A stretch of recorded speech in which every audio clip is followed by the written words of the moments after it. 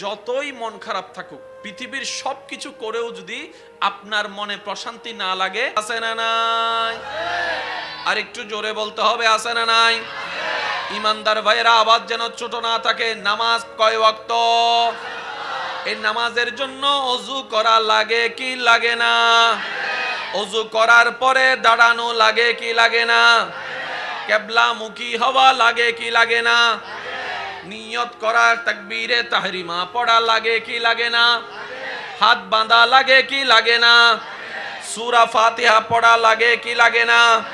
সূরা ফাতিহা পড়তে গিয়ে আলহামদুলিল্লাহ বলা লাগে কি লাগে না?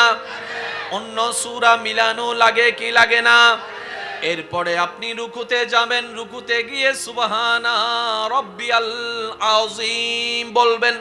এরপরে হাতটা খুলে দিয়ে সামিআল্লাহু লিমান হামিদা বলে দাঁড়িয়ে যাবেন। এরপর ডান বাম চিন্তা না করে সিজদায় চলে যাবেন। কপালটা মাটিতে, নাকটা মাটিতে, হাতটা মাটিতে, হাঁটুটা মাটিতে, পায়ের বৃদ্ধাঙ্গুল মাটিতে। এবার সেখানে গিয়ে বলছেন সুবহানা রাব্বিয়াল আলা। এবার এত মাশাআল্লাহ কোন মুখী? আরো জোরে বলেন কোন মুখী? এবার আপনারা তো ভালো করে জানেন, এইম ইন লাইফ, একটা লক্ষ্য নির্ধারণ রাখতে হবে। লক্ষ্য যদি লড়াচড়া করে কখনো গন্তব্যে পৌঁছানো যাবে? আল্লাহ তাআলা বলে যে এই শিক্ষাটাও তুমি নামাজ থেকে শিখে নাও। আর একটু জোরে বলেন না। এবার তুমি যখন নামাজে দাঁড়িয়েছো, তোমার এখানে যাই হোক, তুমি লক্ষ্যটা ঠিক রাখো, চেহারাটা কাবামুখী রাখো, দিলটা কাবামুখী রাখো, কপালটা কাবামুখী রাখো, নিয়তটা কাবামুখী রাখো, দেহটা কাবামুখী রাখো। যাই হোক, কারেন্ট চলে যাক, কাবার দিকে থাকো, কারেন্ট আসুক, কাবার দিকে থাকো, টিকটিকিও হাইটা গেলে কাবার দিকে থাকো। ডাইন বাম হইও না, এক লক্ষ্যে থাকো।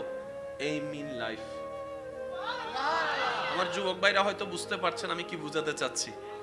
ওই যে ক্লাস 9 এ পড়াইছে, 8 এ পড়াইছে, উইদাউট এইম ইন লাইফ, হ্যাঁ, কেউ আগাতে পারে না। এইম ইন লাইফ দরকার। এইম ইন লাইফের ছায়া আল্লাহ নামাজের ভিতর দান করে দিয়েছে।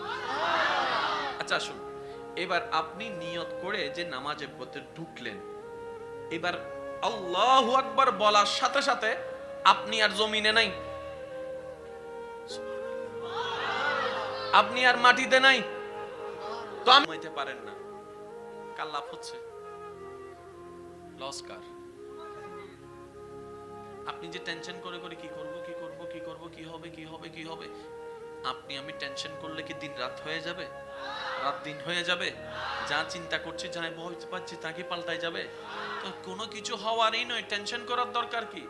তো বুদ্ধিমান কারা? বুদ্ধিমান বলে যায় সব বিষয় আমি আমার রবের উপর ছেড়ে দিলাম, আমার রব আমার জন্য যথেষ্ট। হাসবুনাল্লাহ হাসবুনাল্লাহ হাসবুনাল্লাহ। রব বলে যে এত টেনশনের ভিতর আমার বান্দা যেহেতু আমাকে স্মরণ করেছে, আমিও তো ওয়াদা করেছি ফাজকুরুনি আযকুরুকুম, যখনই আমার বান্দা স্মরণ করবে আমিও স্মরণ করব।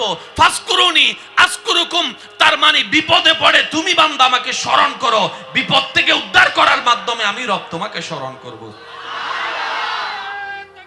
আল্লাহু আকবার।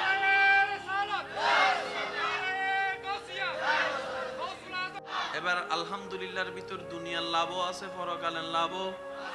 এবার আপনি রুকুতে গিয়েছেন, রুকুতে যাওয়ার পরে যে আপনি পারফেক্টলি ভাবে যখন রুকুটা করবেন, আপনার কোনো ওয়ে নেই, সর্বদিকেই ইসলাম আমাদের শ্রেষ্ঠ। বলেন সুবহানাল্লাহ। এবার এই ইসলামটা কাদের জন্য? ভাই একটু জোরে বলেন, আমি আমার বিষয়ের দিকে আসছি। এই ইসলামটা কাদের জন্য? আমাদের কল্যাণের জন্য না অকল্যাণের জন্য? শান্তির জন্য না অশান্তির জন্য? এবার আওয়াজ দিয়ে বলেন, পরকালে আমরা কোথায় যেতে চাই? জাহান্নামে না জান্নাতে? অশান্তিতে না শান্তিতে? অপমানে না সম্মানে? তাহলে যারা আমরা শান্তি চাই, যারা আমরা সম্মান চাই, যারা আমরা প্রশান্তি চাই, আমাদের দরকার ইসলাম। এবার ইসলামে আল্লাহ কি দিয়েছেন? এমন কিছু নীতিমালা যেটা পালন করলে পরকালীন সওয়াব তো আসবে আসবে, দুনিয়ার সংসার সুন্দর হয়ে যাবে, পারিবারিক বন্ধন সুন্দর হয়ে যাবে, ব্যবসা সুন্দর হয়ে যাবে, আপনার অন্তর পর্যন্ত প্রশান্তি হয়ে যাবে। বলেন সুবহানাল্লাহ। কষ্ট হচ্ছে আপনাদের? আপনাকে বাঁচতে হবে, আপনার বাঁচা আপনাকে বাঁচতে হবে।